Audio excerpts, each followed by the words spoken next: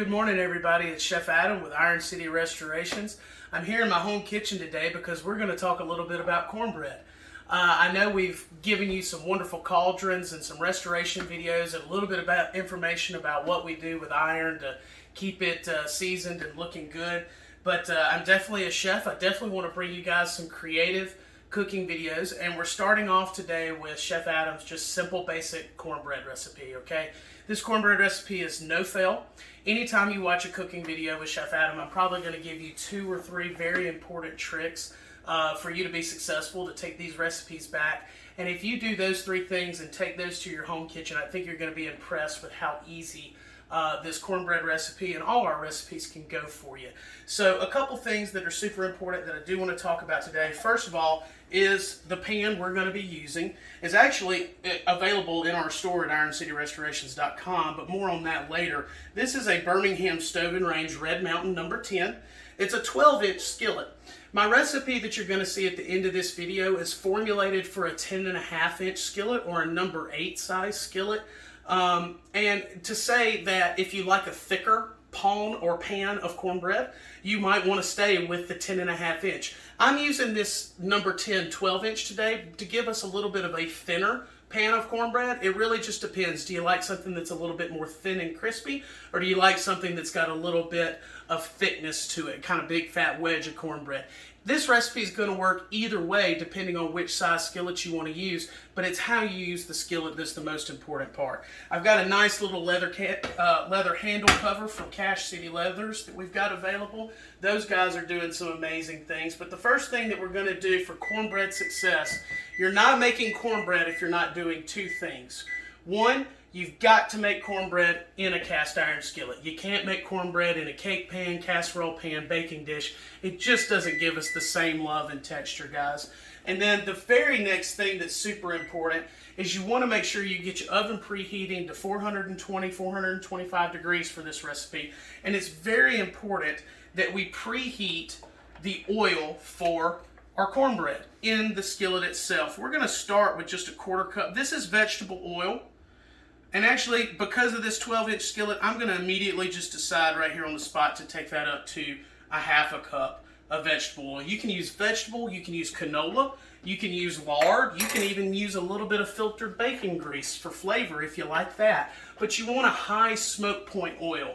You don't want to use an olive oil or a rich or fruity, flavorful salad oil. That's just going to burn off. Remember, we're preheating this pan so that we have a nice thick layer of oil in the bottom. Does everybody see? I know it looks like a lot of oil, but trust me, that's going to be to our benefit. We're going to go ahead, excuse the pan from last night.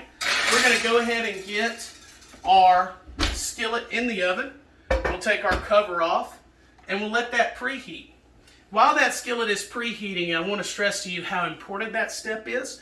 That nice hot bed of oil as we pour the cornbread batter in is going to set the crust of the cornbread and make sure that it's perfectly non-stick to flip out of that skillet.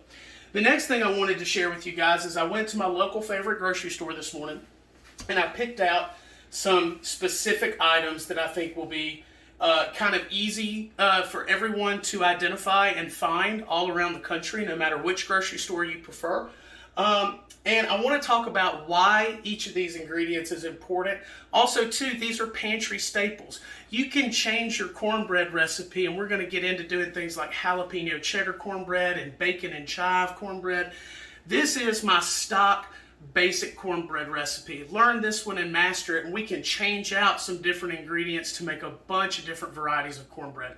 Cornbread is what's in the family that's known as quick breads, and quick breads are usually very simple doughs and batters that can be whisked together in bowls with what's known as chemical leaveners, such as we're using Clabber Girl baking powder. We've got a little bit of Arm & Hammer baking soda. And that, plus a few eggs and some buttermilk, is going to give the batter the rise and the lift it needs to become the bread that we think of. You can think of muffins, pancakes as being in this category as well.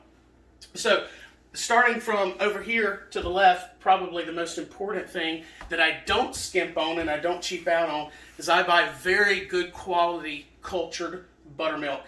This is a Marburger Farms gourmet buttermilk that's very popular here in the Southeast that I particularly love. We talked about Clabber Girl baking powder, baking soda. Those don't have to be brand specific in any ways, but just a good quality buttermilk. Make sure you have your chemical leaveners. Chef Adam always buys unsalted sweet cream butter. I do not buy salted butter. And I'll get into this in videos. You'll hear me say, don't buy salted butter. If you want to buy salted butter, that's fine. I just like controlling the amount of salt that I'm putting in my recipes. That's why that's important to me. I have an all-purpose flour that doesn't have any kind of, it's not a biscuit flour or a self-rising flour, it's just a plain flour. And I'm partial to unbleached flours. I like a more natural flour product. This isn't a whole wheat. It just doesn't go through as much refining and processing as your traditional all-purpose flour. I've got a little bit of plain enriched yellow cornmeal. It, once again, does not have any kind of self-rise or leavener in it. My recipe is already formulated to measure out those ingredients.